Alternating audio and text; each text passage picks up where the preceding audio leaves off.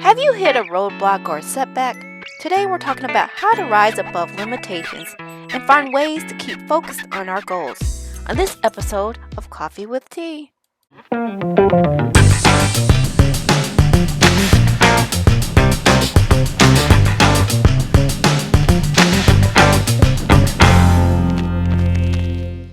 Hello, friends, and welcome to another episode of Coffee with Tia. I'm your host, Tonia Tyler, and I'm excited because we're going to be talking to Amaris Kemp, and we're going to talk about rising above limitations. So without further ado, I'd like to welcome Ms. Genesis. Welcome to the show. Hey, thank you so much for having me. It's a pleasure to have you. I love some of the stories that I hear, and you have a really interesting book. Please feel free to share your book title. I think it's cute. It's called Chocolate Drop in Corporate America, From the Pit to the Palace. I love it. I love it. So we're going to dive into that because you're an author and you're a speaker and you're going around sharing your message. And I don't want to really not do you justice. So I would like to turn it over. Tell a little bit about who you are and what you're about and what you'd like to talk about in this episode. So I'm Genesis Amaris Kemp. I'm a native Houstonian, also first generation American. I come from a Caribbean and South American background. I have 11 and a half years in oil and gas and energy sector.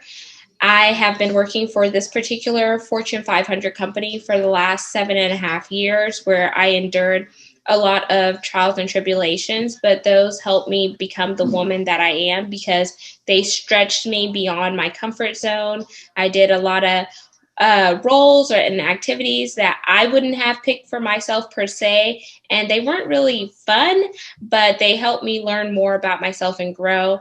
And then I saw how Black and brown people were treated in a corporate sector where it felt like the corporation was only hiring us to check a box per se, whereas whenever you looked at the progression with the company and how far Black and brown people, as well as minorities in general, are being moved up into the ranks, you don't see them moving up as fast as someone who is Caucasian or outside of the minority bucket. And I feel like that is a problem because if you're talking a lot about inclusion and diversity, but it's not really evident in the workplace, then can you truly say that you are making a difference and that you are inclusive and diverse? Sure, you're putting up a front one way to your shareholders, but then whenever you're in the inside looking out, it's almost like, hell on earth because you're working with this company, you want to succeed, you also want to make sure you're not compromising your morals and your values, but then you see yourself being slighted.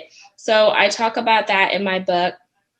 I talk about how my faith in God, really kept me grounded because there was times where I felt like, just flat out quitting because I was like, this is not what I want for myself. But I knew that it wasn't just about Genesis, but it's about the people that are coming besides and behind me. So the future generations to come. So if I don't speak up and write what I did in my book, then where is it going to leave the next generation?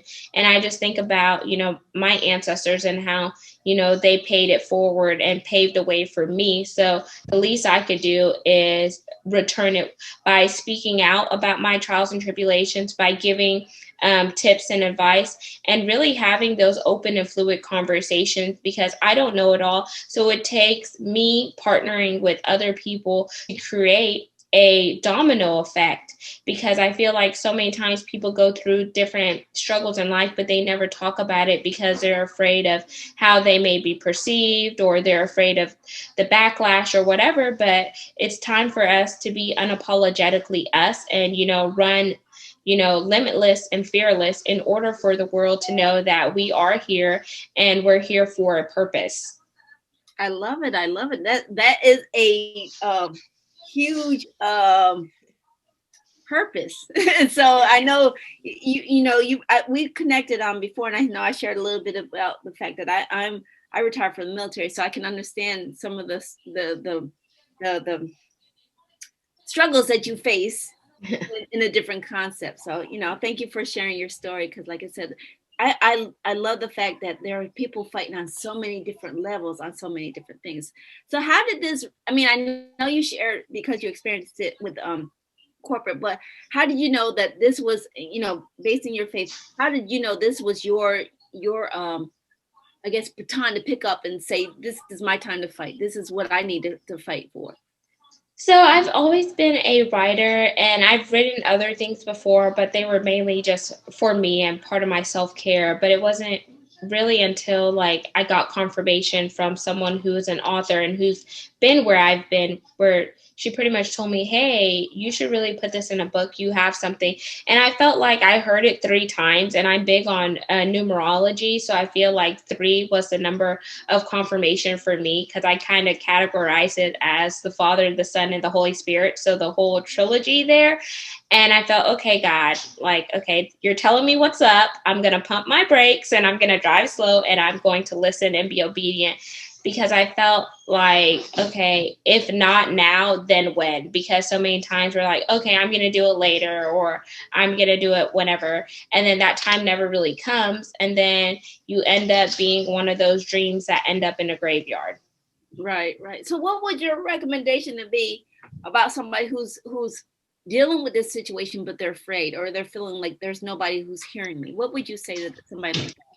I would definitely encourage them to start journaling and writing out their feelings and their emotions, because that's a safe and a healthy way to do it. I would also encourage them to look for different partnerships, whether it's inside their organization, whether they're ERGs, employee resource groups, or if they could start like maybe a platform of their own to talk about it, not necessarily inside of work, but outside of work, and just do it as a mere basis of coaching. But also when you're coaching people, you tend to give yourself relief, and you're giving yourself release, but you're also helping other people leave the bondage and the baggage that they have, because once you start to speak about it more, it's actually breaking those chains, whether you realize it. But it is doing so, because the more you talk about it, I feel like you're gaining confidence and you're gaining traction, and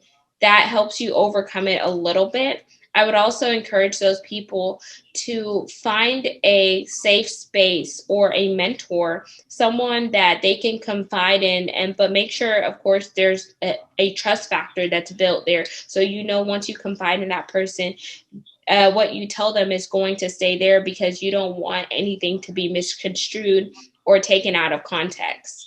Right. Well, I know Genesis is already dropping some golden nuggets, and this is where I always say in the interview part, if you're enjoying what she's saying, you're picking it up, give us a thumbs up, let us know, maybe follow with a comment down below. And I really want to talk about how it's basically being able to be vulnerable and sharing your story, right? So it's like you wouldn't share your story unless you feel comfortable, because maybe perhaps there might be some repercussions. Is that where you were comfortable saying, you know what, I might have some backlash, but I'm going to share my story? Is that what you came to terms with? Yes. And just, rising above limitations, because I feel like whenever we have certain mindsets that, constantly replay over and over, that is a form of a limitation that keeps us boxed in and keeps us afraid, to where, like, we just shut down, we close our mouth, we just, work, put our head down, and just keep on grinding away. But then every time you do that, you're taking a little piece of yourself away, and you're making yourself sicker in a sense, because then you become internalizing those problems, because you're not vocalizing it. So you don't have a healthy outlet to release what you are going through. So then it becomes a mental and spiritual warfare that you're battling with internally. Whereas if you would just come to terms and grips with it, it will help you in the long run. Right. I like what you're saying, because it takes courage to come forward. And I know that. So, for those who are not ready to come forward and who are watching the video, your time will come, but don't be afraid to share your story, because I'm sure there are other people out there having the same struggle. Is that what you're finding when you're actually coming out there talking about this stuff? Are you coming across a lot of people who've experienced it? I mean, what's been on your journey as you've been sharing your message? So I met a guy, well, actually 2 guys, but one guy that I met, His daughter was a victim of bullying, which I could relate because I faced that like 11 years ago in high school. And then he also read my book and he told me my story was his story, except he pursued like, a lawsuit. And after reading his book, he said, your book inspired me so much where it gave me the courage to write my book and tell my story because I was just so afraid of, speaking out about it. But now he's, I think, on the 12th chapter of his book.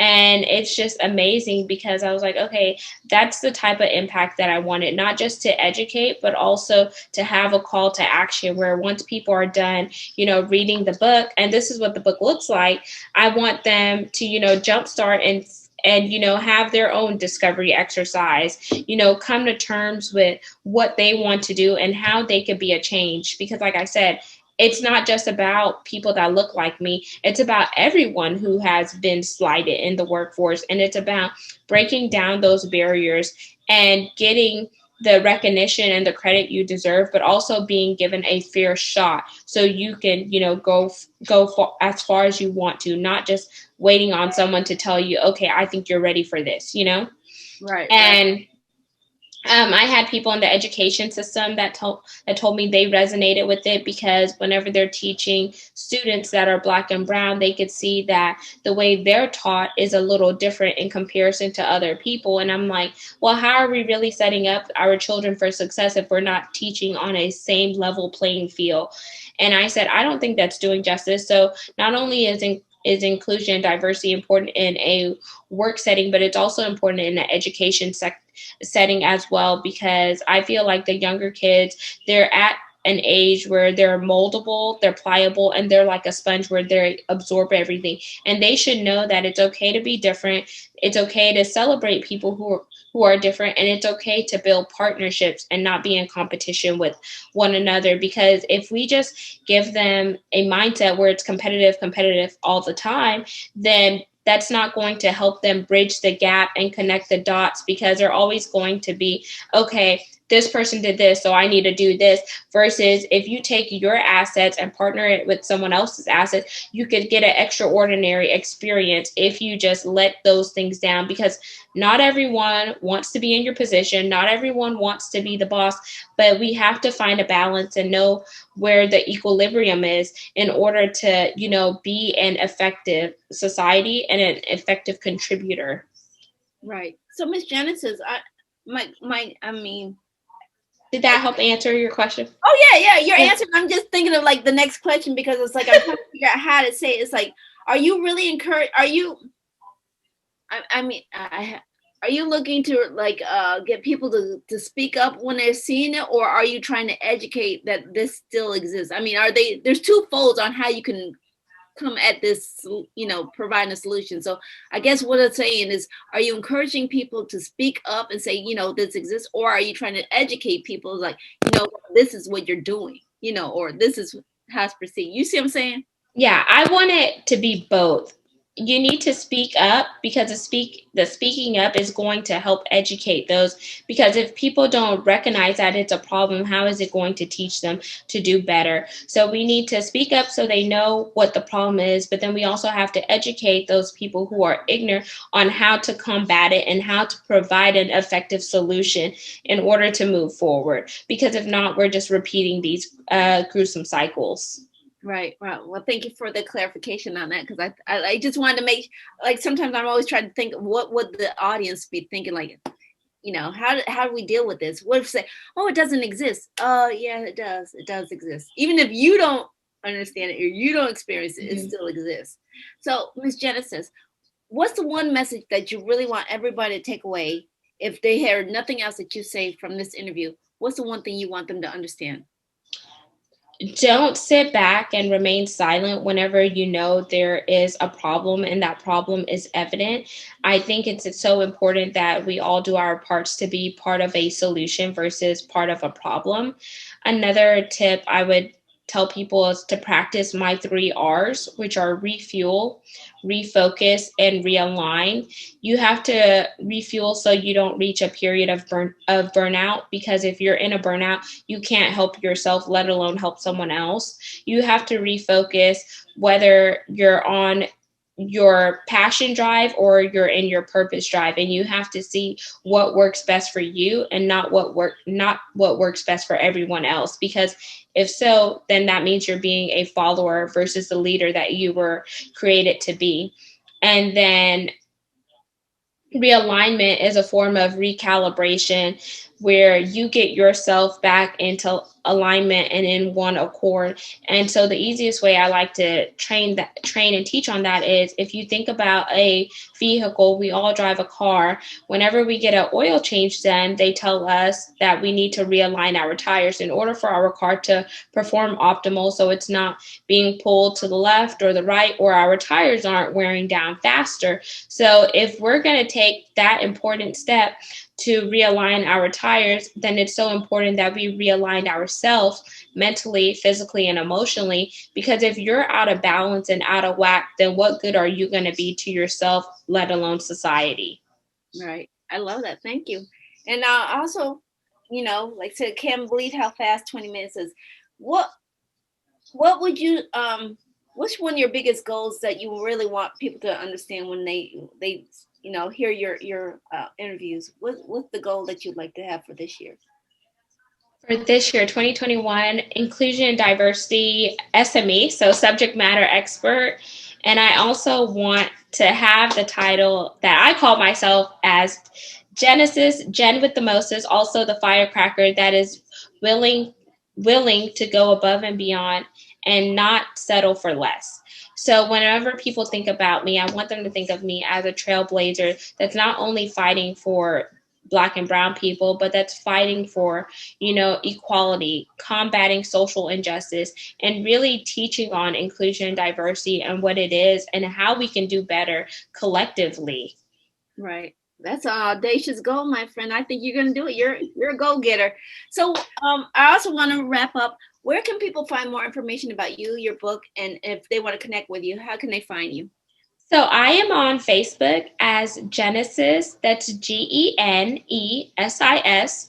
Amaris, Amaris, last name Kemp, Kemp. I have an author page under Chocolate Drop in Corporate America. I'm available via email at genesisamarisKemp@gmail.com. And then my book, I'll flash it up again. My book, Chocolate Drop in Corporate America, From the Pit to the Palace. The paperback is on Amazon for $13, and I also have a Kindle version for $2.99. And then if you are on Kindle Unlimited, I believe the book is free to you since you already pay for that subscription. But I definitely want to encourage people, when you read the book, please leave me a transparent review on Amazon. And the reason why I'm asking for transparent reviews, it helps me improve my craft as a writer, but it also lets me know how the book spoke to you and what you got out of the book. And bear in mind, the book, when I wrote the book, there's some things that have transpired outside of the book, like, I got my pay increase after 7.5 years. Then I also found out a week later, after I found out that my dad had passed on November 25th, I found out 1 week later after that I was going to be laid off. But I'm just so grateful for all the things that has transpired, because it's allowing me to pivot and to really press into my 3 R's and be open-minded to new opportunities that are going to come out of this. Yes, it sucks being laid off, but every time one door closes, it just encourages you that another door is opening. Yes. Well said, Miss Genesis. And I also want to say everything that Genesis mentioned will be posted down in the description box. So please make sure you check out the gems below, plus the link for you to purchase the book as well. So again, thank you for being here. We'd love to have you back on as a guest.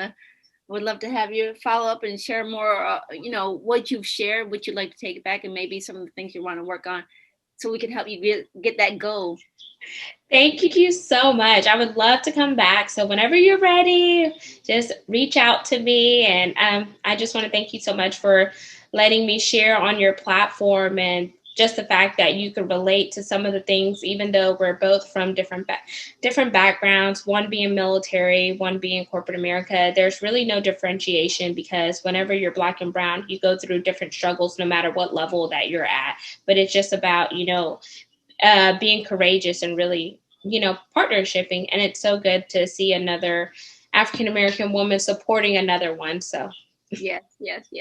Well said again. Thank you for them gems. And I want to remind everybody who listen, remember, feedback is always welcome. Emails if you have any guests or show ideas. Again, like I reminded you, Genesis links and stuff will be posted in the comments. So please make sure you check out the description below. And again, thank you for watching. Give us a thumbs up. Give us a comment if you like. If you're enjoying all the insight that Genesis is sharing, and plus you want to continue to hear more of the insight, please hit that subscribe button over there. And remember, take things in stride, go with the flow, and create your own path. And we'll see you back here on another episode of Coffee with Tea. All right, bye-bye.